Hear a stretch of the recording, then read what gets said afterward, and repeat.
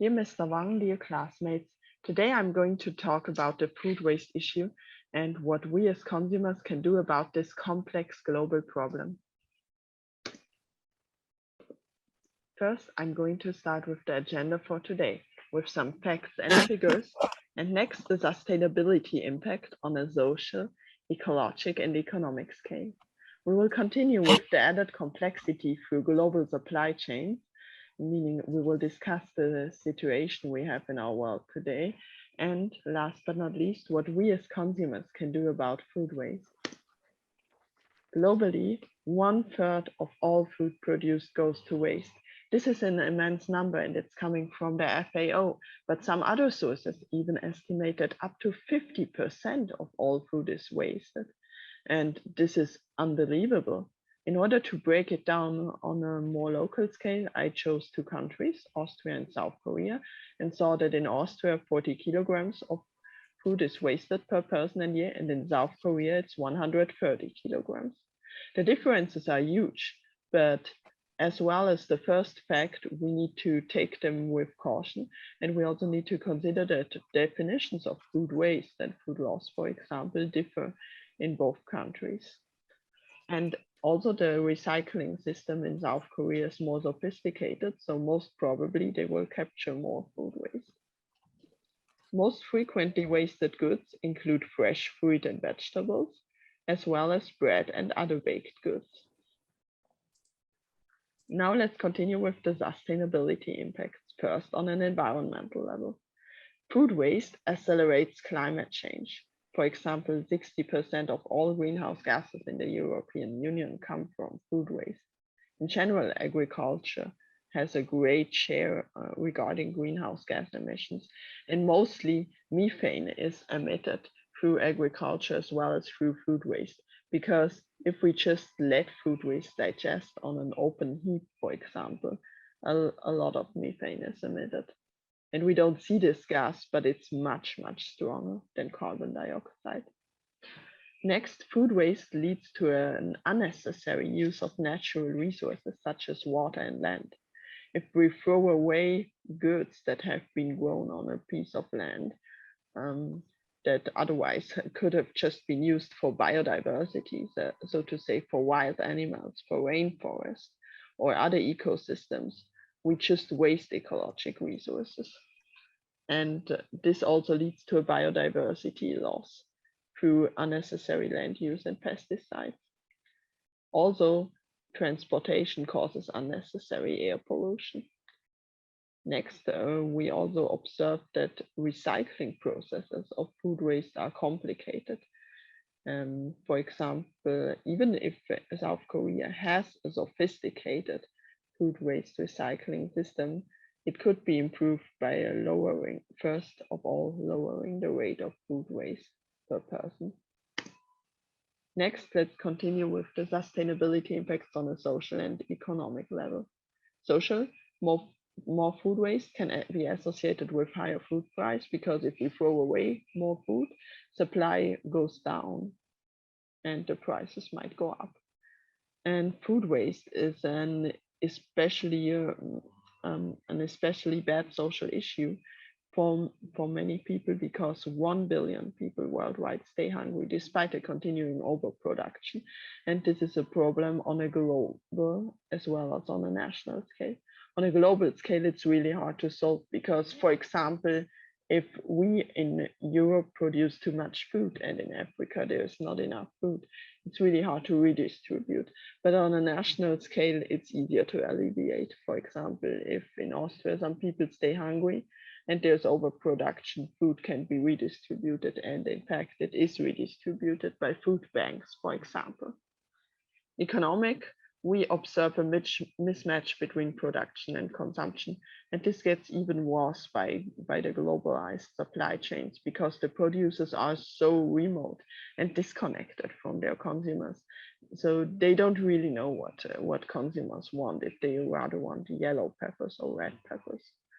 Food waste also leads to a loss of economic value because waste per definition is a loss, and a lot of unnecessary food is produced. A larger welfare loss arises. However, food waste also has a positive connotation because it leads to a business case for many companies. Next, let's talk about the complexity through global food supply chains. On the top, you see a food supply chain: agriculture, processing, wholesale retailers, hospitality industry, retail, and consumers. That's the way food items often take. Global food supply chains lead to higher losses through longer transportation routes, complex logistics, and cooling systems. And in general, however, we lose food on every step of this supply chain.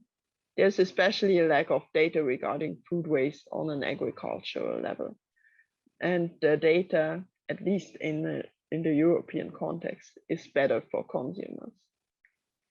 We also observe that in developing countries, we have more upstream food waste, meaning more food waste in the agriculture and processing stages.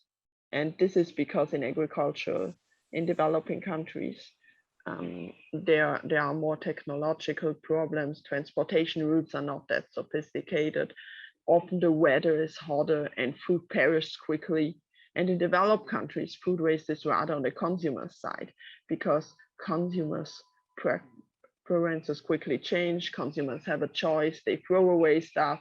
They go to restaurants instead of eating their food at home, and so on and so forth. And this means we see that globally, roughly 38 to 40% of the food waste arises on the consumer's level. However, the good thing is that each and everyone can do something to solve the food waste issue today. And that's what I'm going to present on the next slide. What can consumers do?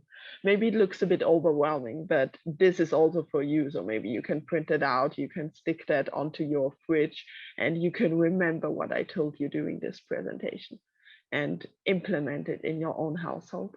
First, we have shopping habits. Before food gets into your house, you can plan ahead for the week. What do you really need? And what meals do you want to cook? For how many people? When are you going to restaurants? So ask yourself these questions, make a meal plan, and also shop with a list in order not to buy any unnecessary food. Next, when food gets into your house, it's all about the storage. Number 2, try to store food at appropriate temperatures. I have it easy here in my house. I have a cellar. So for example, I put potatoes in the cellar. I put the sensitive fruits and berries in my fridge, and I put apples outside. In general, store fruits and vegetables at the temperature they have been grown, if possible, and make use of your freezers. I discovered that you can freeze a lot of stuff, and you can also do delicious dishes. For example, if you freeze bananas, you do banana smoothies and bananas ice cream, and you can store them for much longer. And apply the FIFO system. FIFO means first in, first out, and it's really useful for shelves and fridges. For food preparation, consider the number of people and use a scale to weigh your ingredients accordingly, so you will not cook too much. I can also recommend to use more potato peel, carrot, greens for pesto, and apples with skin, even for apple cake. This is healthier, but only if you buy organic food, which is also good for the environment and for your health. Next, regarding the food waste that you still have, I recommend different food waste recycling approaches depending on where you are. For example, I put my food usually on a composting heap. When I was in town, I just recycled it. And I just had to hope that authorities do that too, so that they will carry on the recycling activities.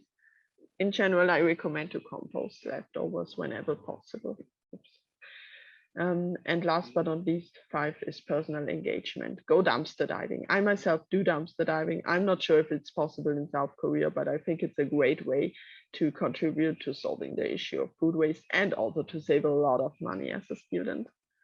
You can also join various food sharing groups, for example, via Facebook, and connect with like-minded individuals and associations. For example, I have the idea of founding an Oikos chapter at Yonsei GSIS. So Oikos is the Association for Sustainability in Economics and Management. And I think together we can do more to alleviate the university and even the country from food waste. Also support business that solve the food waste issue by choosing a business case related to that, but critically question their purpose. I don't know if you're familiar with Too Good To Go, but for example, I think that this app that allows consumers to kind of rescue food at a discounted price does not always contribute to the reduction of food waste, because often businesses just decide to put some meals in that they would sell anyways. They just want to make more money. And you can also do a talk like this to create awareness for the food waste issue.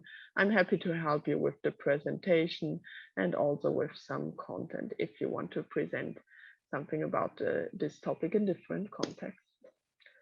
All right, that was it. Thank you very much for your attention. And you can feel free to contact me via Kakao or other apps like Instagram anytime for an informal exchange. And I would love to hear more about your situation about food waste and food waste recycling in South Korea. Here you can also find some links: Zero Waste Austria, my own blog Waste End, which deals with the issue, and my Instagram page, as well as a homepage of the Korean Zero Waste Movement Network. And on this slide, you also find some sources. Thank you.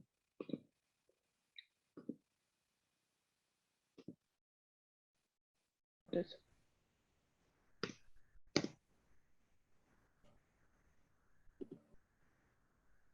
now we are going to start with the question, right? Yeah. I don't know if I can ask a question. I don't know the button to ask question. It doesn't appear here. Yeah, I think you can just ask. Feel free to. More than ask you a question, because I arrived late to Yeah, the sure. No station. problem. I just listened to the end. I want to say that I'm super impressed and like really admire what you're doing. Like, for me, it's an issue that I have seen, and I come from a developing country, and we really think like wasting food is like such a huge thing. You know, like in our culture, it's like, I mean, there's a lot of poverty. There's a lot of people who doesn't have food. That's a reality. I have seen it with my own eyes. I have experienced it too, like not being able sometimes to, when I was growing up, to like afford food. So really, really touched me and what you're doing. And like, I mean, I don't know if I can do something. I probably will message you on Kakao and ask if there is something I can do to help here in Korea. But I will just say that really, really, I admire what you're doing, and just kind of congratulate you or encourage you to please keep going. Like, it's really, really admirable. That's what I wanted to say. Thank you. I mean, thank you so much.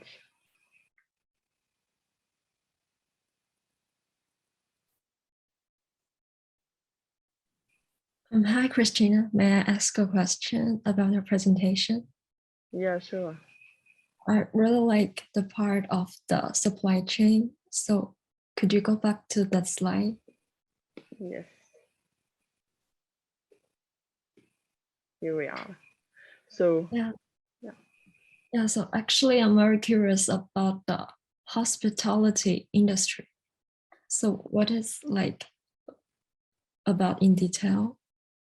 yeah, so that's something I can tell you more about from my personal experience, because I've been working in catering services and in restaurants, and I've also worked together with an app.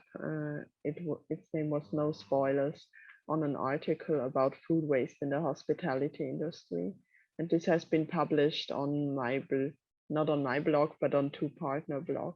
So if you wish, I can also share the links with you. In the hospitality industry, we observe a lot of food waste.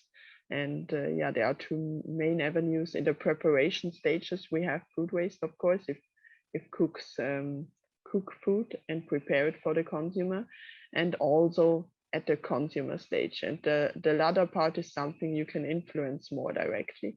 If you are in a restaurant, for example, really often I've seen people that just order food and then they only eat half of it and they let the rest go to waste.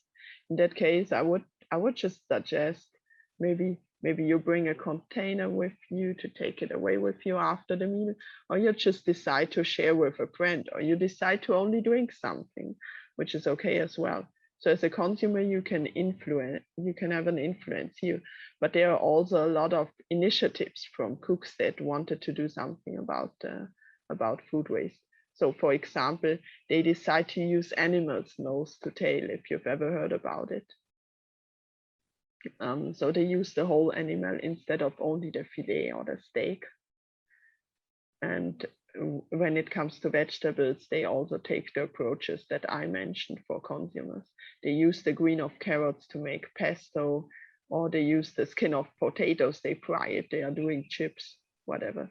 So there are a lot of possibilities to alleviate the hospitality industry from food waste. Also, yeah, something you have to be careful with is also buffets, because buffets, if not properly managed, can also lead to a lot of waste. And also some practices of fast food restaurants, such as McDonald's. I'm not really familiar with the numbers, but after a certain minute of waiting time, they just throw away their burgers. And friends who have worked there told me that amount of waste is immense. Do you have any other specific questions for this? Because that was just a blow-by-blow narrative of like what I experienced. But it's a good point you mentioned, I think, because the hospitality industry for me was one of the impetuses to start dealing with food waste, because I saw that we throw away a lot in the catering industry. And yeah, I thought I want to do something about that. Like that's not correct, and I will never get used to this. Yeah, thanks for your explanation. Welcome.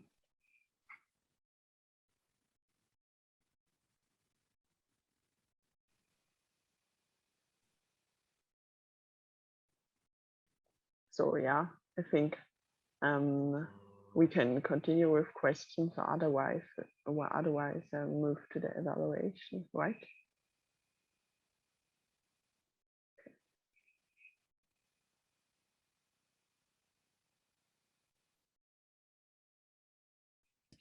Actually, me and Woo-jung are sharing the roles, the evaluator and then the MC. So I think we need to figure out what to do. Because you say a lot in this presentation, I think I'm gonna do as an evaluator. Then can you do an MC?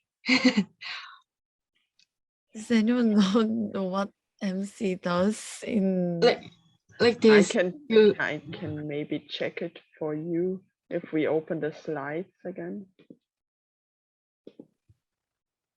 MC, I think, just introduces like the present, like the speaker, and like after that put the color, the background color, like green or yellow or red, depending on the timing.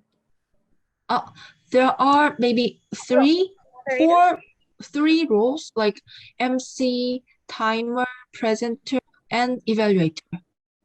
Okay. Yeah. Okay, then the MC just presented the speaker, basically. Then I check the and who's to present? Am I the next one?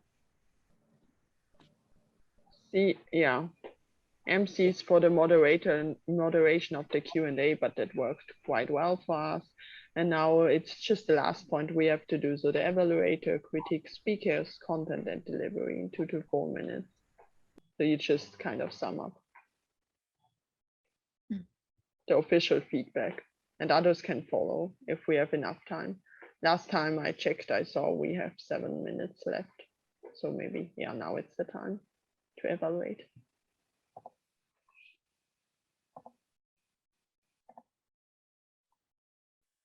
Okay. I think Woo-jung is your for evaluating. Yeah. Does the evaluator get some time to evaluate? Yes, you basically have 2 to 4 minutes, and I'm going to change the color of my background to show the time. Yeah, so you may start at any time. Okay.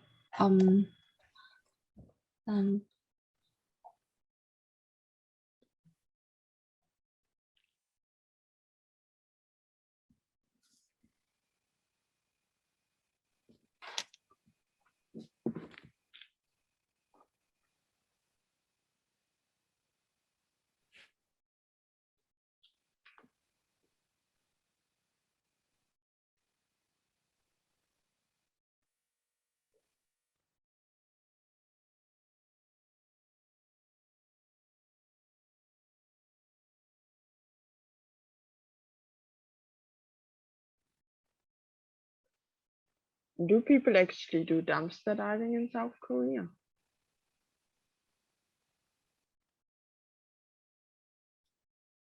Are you asking if we know? Yeah. I don't think normal, like for example in the States, I have seen just regular people that are not in poverty do it, and they quite enjoy sometimes and like promote it as like a fun thing to do or something. But I don't think in South Korea, due to the cultural rules that they have about appearance and standard and everything, people will do it, and people.